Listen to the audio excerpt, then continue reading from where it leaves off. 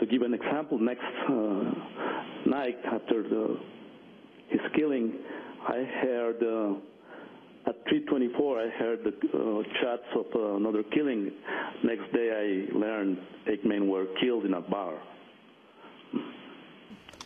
Julian Cardona, President Felipe Calderón announced this week that he's now going to be seeking federal penalties for people who killed journalists, something that many journalists, not only in Mexico but throughout Latin America, have been urging him to do. And he also announced finally the arrest of a suspect in the 2008 murder of another journalist, Armando Rodriguez.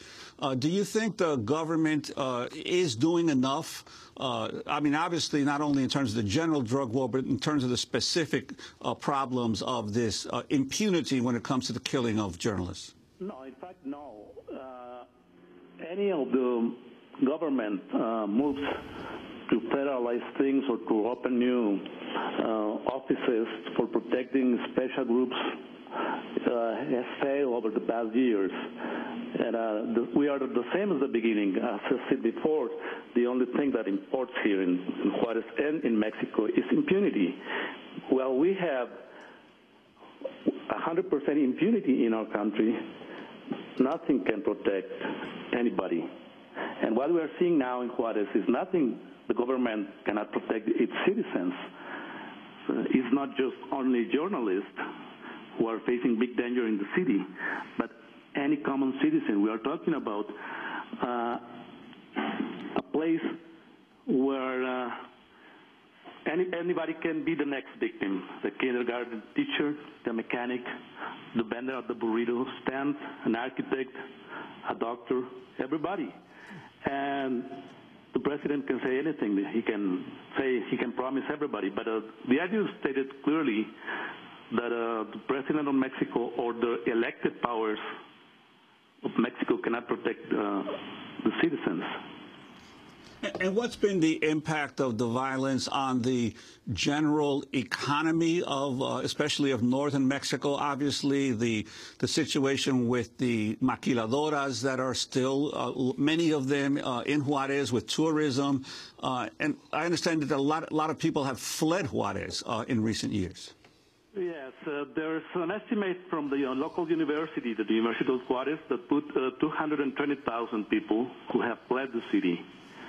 And many have gone to their Mexican states, and almost half, according to that study, has gone to the U.S. And we have entire districts empty. Like, to give you an idea, the Pronap district is dying. All the businesses are closed. It was a business for nightlife, doctors, dentists,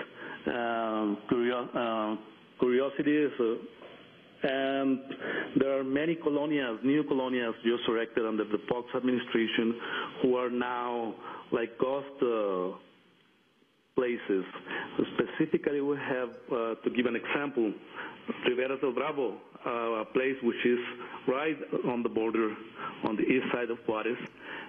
You find many, many empty houses with a lot of paintings by the gangs in the houses, and all the people, many of the people there are trying just to survive.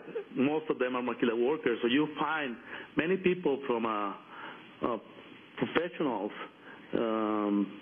professors, addicts. Everybody has been a victim in the city. It is not proper to describe just this as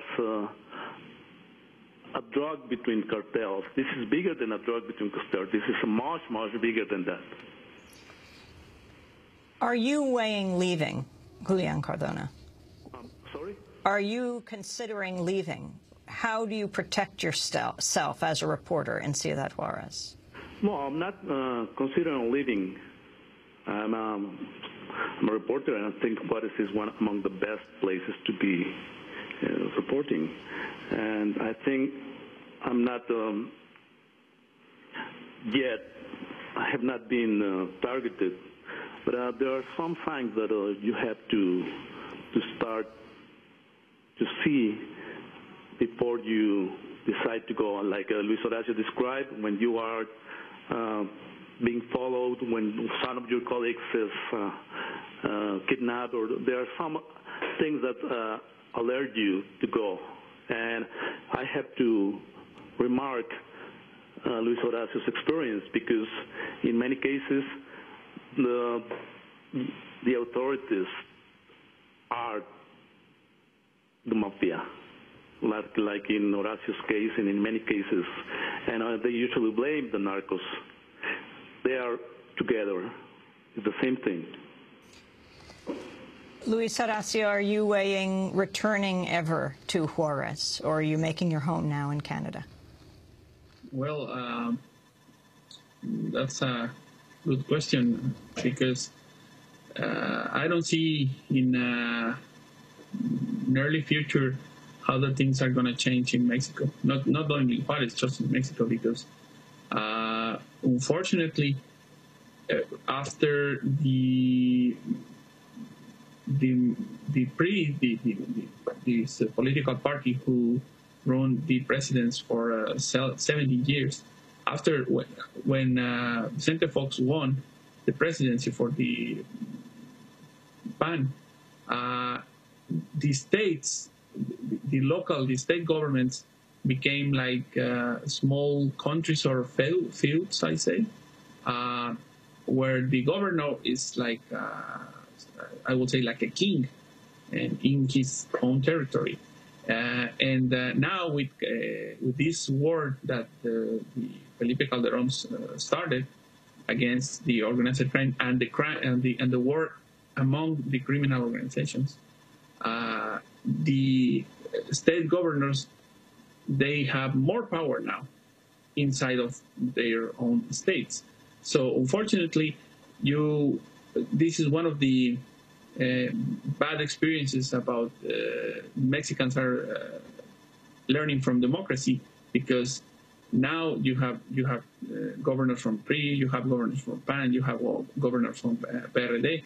So and each of these governors has a power, 6 years only, but it's power at the end, and they can. I don't see in the future how these different forces, different interests, and even different relations with drug with criminal organizations could end in a big effort from the government, at all levels, from the municipal government to the federal government, to be united and to fight together, regardless the political opinions, against the organized crime. So I don't see in the early future I can go back to Mexico. Now Canada gave me refugee, and this has been hard. This has been a hard experience, but well, at the end, here we are with my family. I'm alive, and my family is alive. So that's my feelings now. I want to thank you very much for being with us, Luis Horacio Nájera.